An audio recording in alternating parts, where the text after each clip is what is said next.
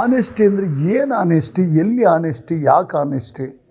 ಕೆಲಸಕ್ಕೆ ಹೋಗೋಕ್ಕಾಗ್ತಾ ಇರಲಿಲ್ಲ, ಹೊಟ್ಟೆಗೆ ಊಟ ಮಾಡೋಕ್ಕಾಗ್ತಾ ಇರಲಿಲ್ಲ, ಕುಟುಂಬನ ಆನಂದ ಪಡಿಸೋಕ್ಕಾಗ್ತಾ ಇರಲಿಲ್ಲ, ನಮಗೆ ಸಂತೋಷ ಇರಲಿಲ್ಲ. Why we are living in the sub conscious. ನಿಮ್ಗೆ ಗೊತ್ತಿಲ್ಲ, ಅದು ನಾವು ಹೇಳ್ಕೊಡ್ತಾ ಇದ್ದೀವಿ ಇಲ್ಲಿ. ಕೆಮಿಕಲ್ಸು ನಿನ್ನ ಬ್ರೈನ್ ಸೆಲ್ಸ್ ಇಂಟಾಕ್ಸಿಕೇಷನ್ ಆದರೆ ಕಾನ್ಷಿಯಸ್ ತಪ್ಪೋಗುತ್ತೆ, ಸಬ್ ಕಾನ್ಷಿಯಸ್ಗೆ ಹೊಟ್ಟೋಗ್ತೀಯ.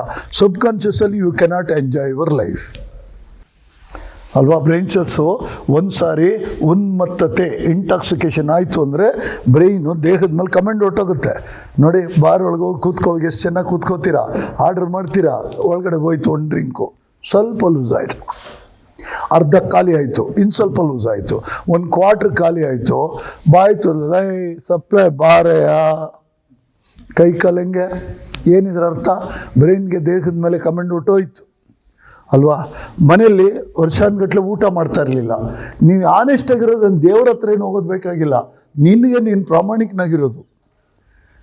ಕರ್ಕೊಂಡು ಬಂದಾಗ ನಿನಗೆ ನೀನು ಸುಮಾರು 1 ವರ್ಷನ 6 ತಿಂಗಳ 2 ವರ್ಷನ ಊಟ ಮಾಡ್ತಾ ಇರಲಿಲ್ಲ, ನಿದ್ದೆ ಮಾಡೋಕ್ಕಾಗ್ತಾ ಇರಲಿಲ್ಲ, ಕೊಡ್ತಾ ಇಲ್ಲದೆ, ಮಕ್ಕಳ ಜೊತೆ ಖುಷಿ ಇಲ್ಲ, ತಾಯಿ ತಂದೆ ಜೊತೆ ಸೇವೆ ಇಲ್ಲ, ಹೆಂಡತಿ ಜೊತೆ ಅಂತೂ ಸಂಬಂಧ ಇಲ್ಲ, ಹೊಟ್ಟೆಗೆ ಊಟ ಮಾಡ್ತಾ ಇಲ್ಲ. ಪ್ರಾಮಾಣಿಕವಾಗಿ ಇಷ್ಟೇ ಇದು, ಏನು ವಿಷಯ ಅಲ್ಲ. ಅದನ್ನು ಪ್ರಾಮಾಣಿಕವಾಗಿ ನೀನು ಯೋಚನೆ ಮಾಡೋಕ್ಕಾಗಲ್ಲ. ಅದನ್ನು ಸಬ್ಕಾನ್ಷಿಯಸ್ಸಲ್ಲಿರುವಾಗ ಸಬ್ಕಾನ್ಷಿಯಸ್ ಆ್ಯಕ್ಷನ್ನ ನೀನು ಯೋಚನೆ ಮಾಡೋಕ್ಕಾಗೋದಿಲ್ಲ. ಅರ್ಥ ಆಯ್ತಾ? ಸೊ ಆ ಕುಡ್ತಾ ಇಲ್ಲದೆ ನೀನು ಬದುಕೋಕೆ ಆಗಲ್ಲ. ದೇಹ ಕುಡ್ತದಿಂದ ಕೆಲಸ ಮಾಡ್ತಾಯಿದೆ, ಪ್ರಕೃತಿಯಿಂದ ಅಲ್ಲ.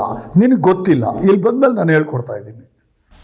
ಹೊಟ್ಟೆ ಹಸ್ವಾಗ್ತಾ ಇದೆ, ಇಷ್ಟು ಊಟ ಮಾಡ್ತಾ ಇದೆಯಾ, ಕಷ್ಟಪಟ್ಟು ಇಷ್ಟು ತಿಂತಾ ಇದೆಯಾ, 1 ದಿವಸ ಆಯಿತು, 2 ದಿವಸ ಆಯಿತು, 6-8 ದಿವಸದಲ್ಲಿ ಬೆಳಗ್ಗೆ ಬ್ರೇಕ್ಫಾಸ್ಟ್ ಮಾಡ್ತಾಯಿದೆಯಾ, ಮಧ್ಯಾಹ್ನ ಊಟ ಮಾಡ್ತಾಯಿದೆಯಾ, ರಾತ್ರಿ ಊಟ ಮಾಡ್ತಾಯಿದೆಯಾ?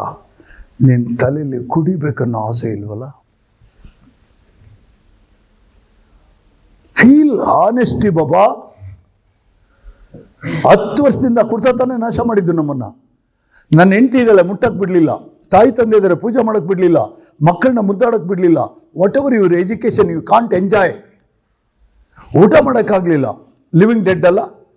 ಆ ಲಿವಿಂಗ್ ಡೆಡ್ ಆದ ಮನುಷ್ಯ ಈ ಒಂದು ಶೆಡ್ ಒಳಗಡೆ ನಿನಗೆ ಊಟ ಕೇಳ್ತಾ ಇದೆ ಅಂದರೆ, ಊಟ ಮಾಡ್ತಾ ಇದೆಯಾ ಅಂದರೆ ಸ್ವಲ್ಪ ನೆನೆಸೋದು ಬೇಡ ನೀನು? ಹೌದು, ನಾನು ಊಟ ಮಾಡ್ತಾ ಇದ್ದೀನಿ, ಹಸುವಾಗ್ತಾ, ಯಾಕೆ ನಿನ್ನ ಮನೇಲಿ ಯಾಕೆ ಮಾಡ್ತಾ ಇರಲಿಲ್ಲ? ಇದು ಪ್ರಾಮಾಣಿಕತೆ.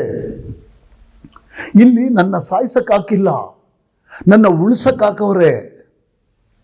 ನನ್ನ ಸಾಯಿಸೋದು ನನ್ನ ಮನೆಯವ್ರಿಗೊಂದು ಚಿಟಿಕೆ.